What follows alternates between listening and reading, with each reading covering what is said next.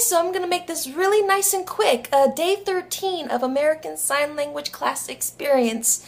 Mine, that is. Next week is the final, week 14. It's gonna be very quick, easy, and to the point. I'm going to sign a story about how I met a boy in Aberdeen,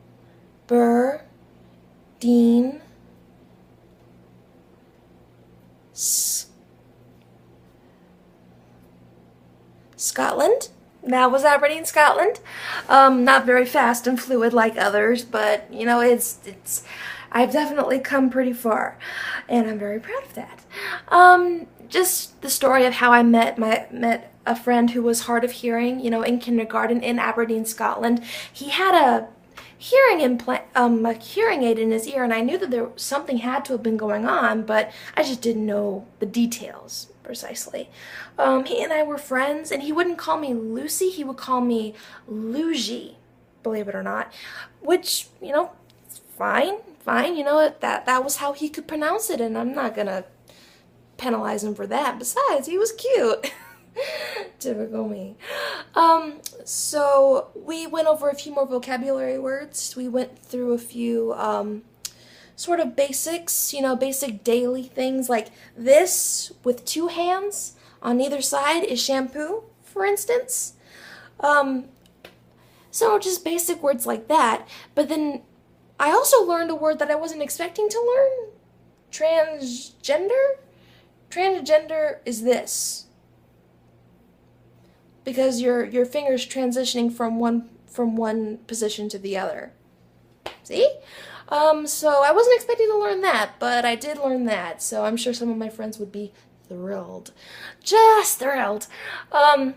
So I wanted to go ahead and bring up something else real quick before I ended this. You know, my ASL teacher loves to tell us stories about experiences that people in the deaf community have had. And I gotta tell you, if you're a parent or a guardian and you have a child who is deaf and you don't know ASL, and you live in North America, you don't know ASL, learn ASL. If you're living in a Latin American country and you're a guardian with a deaf child, learn the Latin American Sign Language. Same thing with everybody all over the world. Learn the sign language that correlates to where you live, especially if you have a deaf child. You are taking care of one. They need to be communicated with, and they need to be heard physically, you know? Just like everybody else, every child needs to be talked to and communicated with. That's fine, it's normal. You have to communicate in order to survive, right? And the same can be said for, you know, both hearing and deaf and hard of hearing. You know, that's just the way things are.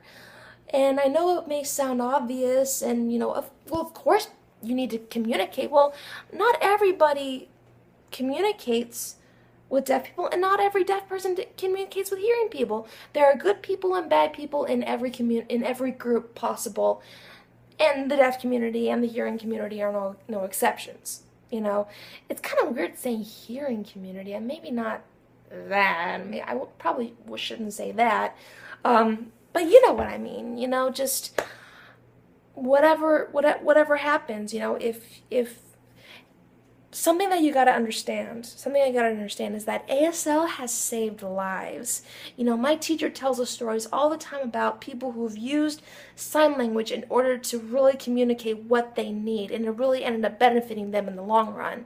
It has helped so many people, and if you're going to communicate with somebody who's hard of hearing or deaf, it's important that you know some conversational basics in regards to sign language. Like, some of them are obvious, like this is hello, and this with two hands, you know, this is shampoo, of course. Some of these are pretty obvious. I actually learned that this is rat. Can you believe this is rat? R-A-T, as in the rodent, this is rat. That was another random word that I learned yesterday that was actually part of the curriculum, so, well, kind of, I asked about it.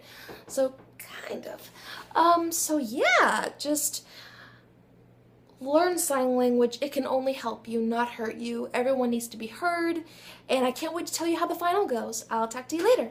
Take care.